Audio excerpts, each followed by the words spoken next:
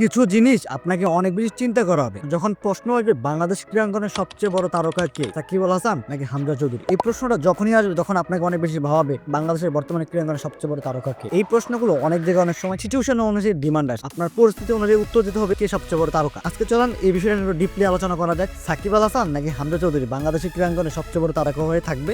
চলেন ডিটেলসে আলোচনা করা যাক। দেখেন, সাকিব আল হাসান বাংলাদেশ ক্রিকেট ইতিহাসের সবচেয়ে বড় তারকা, এটা নিয়ে আপনাকে কোনো ডাউট করার কোনো সুযোগ নেই। বা সাকিব আল হাসান বাংলাদেশ ক্রিকেটকে যে পরিমাণ সার্ভিস দিচ্ছে, অতীতে বাংলাদেশ ক্রিকেট এরকম ভাবে কেউ ডোমিনেট করে সার্ভিস দিতে পারেনি। বা সাকিব নট অনলি বাংলাদেশ ক্রিকেটে ডোমিনেট করেছে সেটা না, সে বিশ্ব ক্রিকেটে নিজেকে ডোমিনেট করে খেলে গেছে। সাকিব আল হাসান জাস্ট এটা প্রমাণ করেছে সে নট অনলি জাস্ট ছোট মানের প্লেয়ার, সাকিব বিশ্ব ক্রিকেটে রাজত্ব করতে আসছে। সে 2006 সাল থেকে প্রমাণ করে আসছে। 2006 সাল সাকিবের যখন জিম্বাবুয়ের সাথে অভিষেক হয়, অভিষেক ম্যাচে সাকিবের জাস্ট 33 রান 3 উইকেট জিম্বাবুয়ের সাথে।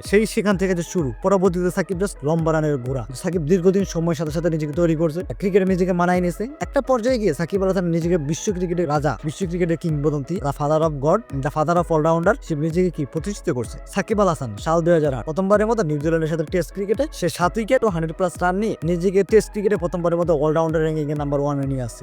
সেখান থেকে শুরু 2024 প্রতিটা মোমেন্টে সাকিব আল হাসান নিজের অলরাউন্ডার র্যাঙ্কিং এ যেভাবে ধরে রাখছিল, যেটা জাস্ট অকল্পনীয়। আপনি দেখেন সাকিব আল হাসান বাংলাদেশের মতো একটা দেশে জন্মগ্রহণ করে বিশ্ব ক্রিকেটে যেভাবে ডোমিনেট করছে, এটা বাংলাদেশ ক্রিকেটের ইতিহাসে আগে কখনো হয় নাই। ইন ফিউচার হবে কিনা এটা অনেক বেশি ডাউট আসতে হবে। বিশ্লেষকরা বলে সাকিব আল হাসান যদি বাংলাদেশে জন্মগ্রহণ না করে ইন্ডিয়া, পাকিস্তান, অস্ট্রেলিয়া, নিউজিল্যান্ড কিংবা ইংল্যান্ডে জন্মগ্রহণ করতো, হয়তোবা তার আজকের এই কৃতিত্ব, তার আজকের এই অবদান বা বিশ্ব ক্রিকেটে তার যে ডোমিনেট, এটা নিয়ে অনেক বেশি আলোচনা হইতো। সাকিব আল হাসান দেশের মাত্রা ছাড়িয়ে বিদেশে অনেক বেশি আলোচনায় থাকতো। আনফরচুনেটলি সাকিব আল হাসান যখন বাংলাদেশের মতো দেশে জন্মগ্রহণ করছে, বাংলাদেশের মতো থার্ড ওয়ার্ল্ড কান্ট্রিতে জন্মগ্রহণ করার পরেও সাকিব আল হাসান যেভাবে দেশে ডোমিনেট করছে, ওই জায়গা থেকে সাকিব ওইভাবে আলোচনা হয় নাই। সাকিব আল হাসান একমাত্র প্লেয়ার যে বিশ্ব ক্রিকেটে 3 ফরম্যাটের অলরাউন্ডার হিসেবে নিজেকে কৃতিত্ব স্বীকার করছে। 2015 বিশ্বকাপে সাকিব আল হাসান একমাত্র প্লেয়ার যে 3 ফরম্যাটের নাম্বার 1 অলরাউন্ডার ছিল, যেটা অতীতে কখনো হয়নি, আর ইন ফিউচারে হবে কিনা সন্দেহ আছে। সাকিব আল হাসান সে একমাত্র প্লেয়ার যে 1700+ দিন ওডিআই নাম্বার 1 অলরাউন্ডার র্যাঙ্কিং এ এক ছিল। This is not easy. Shakib Al হাসানের ইতিহাস চিন্তা করলে আপনি একটা জিনিস দেখবেন, সাকিব আল হাসান এমন একজন প্লেয়ার, বাংলাদেশ তার জয়ের 80% ম্যাচে সাকিব আল হাসান খেলছে। সাকিব আল হাসান খেলা নেই এমন ধরনের ম্যাচে জাস্ট বাংলাদেশ 20% জয় পাইছে। তো সাকিব আল হাসান বাংলাদেশ ক্রিকেট ইতিহাসে কত বড় স্তর, এটা নিয়ে আলোচনা করার কিছু নেই।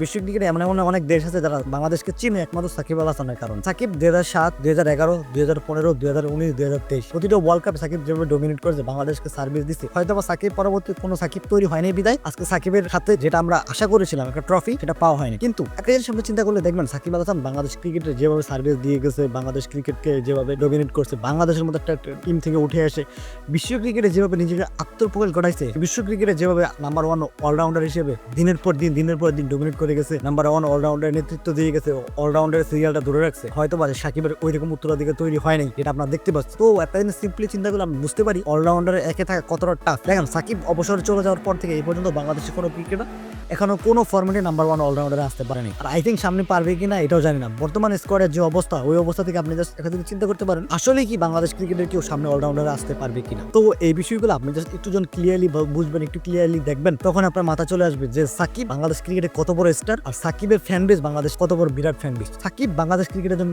আদর্শ, বাংলাদেশ ক্রিকেটের জন্য আশীর্বাদ, বাংলাদেশ ক্রিকেটের জন্য একটা উদাহরণ, যা ছিল, আছে, ভবিষ্যতে থাকবে। সাকিব নিয়ে কোনো প্রশ্ন করার সুযোগ নেই। সাকিব বাংলাদেশ ক্রিকেটে অনেক বড় স্টার। হামজা চৌধুরী বাংলাদেশের জন্য আশীর্বাদ স্বরূপ। হামজা চৌধুরী হচ্ছে সেই প্লেয়ার, প্রিমিয়ার লিগে খেলা কোনো প্লেয়ার বাংলাদেশের হয়ে খেলছে, যেটা বাংলাদেশের জন্য অনেক বেশি গৌরব। হামজা চৌধুরী সেই প্লেয়ার যে বাংলাদেশের ঘুমিয়ে থাকা ফুটবলকে নবজাগরণের রূপ দিচ্ছে। হামজা চৌধুরী সেই প্লেয়ার যার কারণে হাজার হাজার প্রবাসী তরুণরা বাংলাদেশের হয়ে খেলার জন্য আত্মপ্রকাশ করছে। তারা ইন ফিউচার চিন্তা করছে তারা বাংলাদেশের হয়ে লিড দিবে, বাংলাদেশের হয়ে মাঠ কাঁপাবে, বাংলাদেশকে নেতৃত্ব দিবে। হামজা চৌধুরী বাংলাদেশের ফুটবলের জন্য টোটালি আদর্শ। কারণ হামজা চৌধুরী যেভাবে নিজেকে ডোমিনেট করে গেছে, হামজা চৌধুরী প্রিমিয়ার লিগে খেলছে, ওই জায়গা থেকে হামজা চৌধুরী যখন বাংলাদেশের মতো থার্ড ওয়ার্ল্ড কান্ট্রিতে এসে খেলবে, তো এটা বাংলাদেশের জন্য গৌরব। হামজা চৌধুরীর কাছ থেকে আমরা যে একটা জিনিস সুন্দরভাবে আশা করতে পারি, হামজা চৌধুরী বাংলাদেশ ফুটবলকে অনেক দূরে নিয়ে যাবে, বাংলাদেশ ফুটবলের নবজাগরণের সৃষ্টি করবে, যেটা হামজা চৌধুরীর দ্বারা হাত দ্বারা হচ্ছে। দেখেন হামজা চৌধুরী যখন থেকে বাংলাদেশের হয়ে খেলা চিন্তা ধরেছে, বাংলাদেশের হয়ে মাঠে নামছে, তখন থেকে বিশ্ব ফুটবলে একটা রণাঙ্গন সৃষ্টি হয়েছে এবং বিশ্ব ফুটবল বাংলাদেশ নিয়ে চিন্তা করা শুরু করছে। দেখেন হামজা চৌধুরী হচ্ছে সেই প্লেয়ার যে বাংলাদেশের প্রিমিয়ার লিগ খেলতেছে। ইন্ডিয়া, পাকিস্তান, নেপাল, ভুটান, আমাদের দক্ষিণ এশিয়ার যে কান্ট্রিগুলো আছে, তাদের কোনো প্লেয়ার নাই যে প্রিমিয়ার লিগে খেলে। এটা অবশ্যই আমাদের অনেক বেশি প্রাউডের বিষয় যে আমাদের একটা প্লেয়ার প্রিমিয়ার লিগে খেলতেছে, যেটা আমাদের জন্য ড্রিম প্রজেক্ট। সো এখন হামজা চৌধুরী আর সাকিব আল হাসান বাংলাদেশ ক্রীড়াঙ্গনে সবচেয়ে বড় স্টার কে, সাকিব নাকি হামজা চৌধুরী? সাকিব বাংলাদেশ ক্রিকেটের সবচেয়ে বড় স্টার, এর কোনো ডাউট নেই, কারণ সাকিব তার ক্যারিয়ারের শেষ পর্যায়ে আছে। তবে সাকিব আল হাসান নিজেও সাকিব হয়েছে, সাকিব আল হাসানের বিগেস্ট বিগেস্ট মিস্টেক ছিল যে বাংলাদেশকে কোনো ট্রফি উপহার দিতে পারে নাই। অবশ্যই আপনাকে লিজেন্ড হওয়ার জন্য, লিজেন্ড হয়ে থাকার জন্য আপনাকে ট্রফি লাগবে, যেটা অবশ্যই আমরা ফুটবলে ফলো করি। আজকে মেসি হয়েছে কি, তার হাতে বিশ্বকাপ ছিল। আজকে মেসিকে গ্রেটেস্ট অফ অল টাইম বলা হয়। মেসি তার দলকে একটা ওয়ার্ল্ড কাপ উপহার দিতে পারছে, কোপা আমেরিকা দিতে পারছে। দ্যাটস ওয়াই কি মেসিকে greatest of all time god বলা। সাকিব আল হাসান তার ব্যক্তি সাকিব এসে তার রেকর্ডের কোনো অভাব ছিল না, বাট যখন প্রশ্ন আসবে দলগত সাকিব, আনফর্চুনেটলি সে সাকিব আল হাসান হওয়া সত্ত্বেও টিমকে কোনো ট্রফি দিতে পারে নাই। তো অনেকবারই ট্রফির কাছাকাছি গিয়েছিল, বাট দিনের শেষে কোনো ট্রফি দিতে পারে নাই, যেটা অবশ্যই একটা আপসেটের কারণ। হামজা চৌধুরী বাংলাদেশের ঘুমিয়ে থাকা ফুটবলকে নবজাগরণ দিয়েছে। বাংলাদেশ ফুটবল এখন স্বপ্ন দেখে যে আমরা একসময় বিশ্বকাপ খেলবো। জাস্ট একটাই কারণ, হামজা চৌধুরী বাংলাদেশের হয়ে খেলতেছে। তো হামজা চৌধুরী যখন ক্যারিয়ারের এখন শুরুর পর্যায়ে আসে, মাত্র 28 বছর বয়স, হামজা চৌধুরী যদি বাংলাদেশের ফুটবলে একটা চেঞ্জ নিয়ে আসতে পারে, হামজা চৌধুরী বাংলাদেশকে যদি সাফ গিফট করতে পারে, হামজা চৌধুরী যে বাংলাদেশকে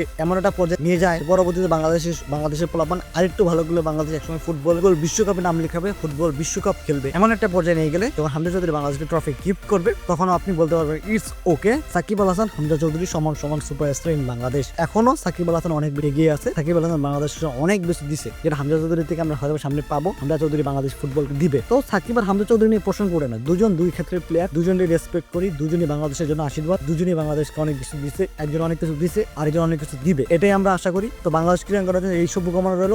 বাংলাদেশ ক্রীড়াঙ্গন সামনে অনেক ভালো করবে, এটা বলে শেষ করতে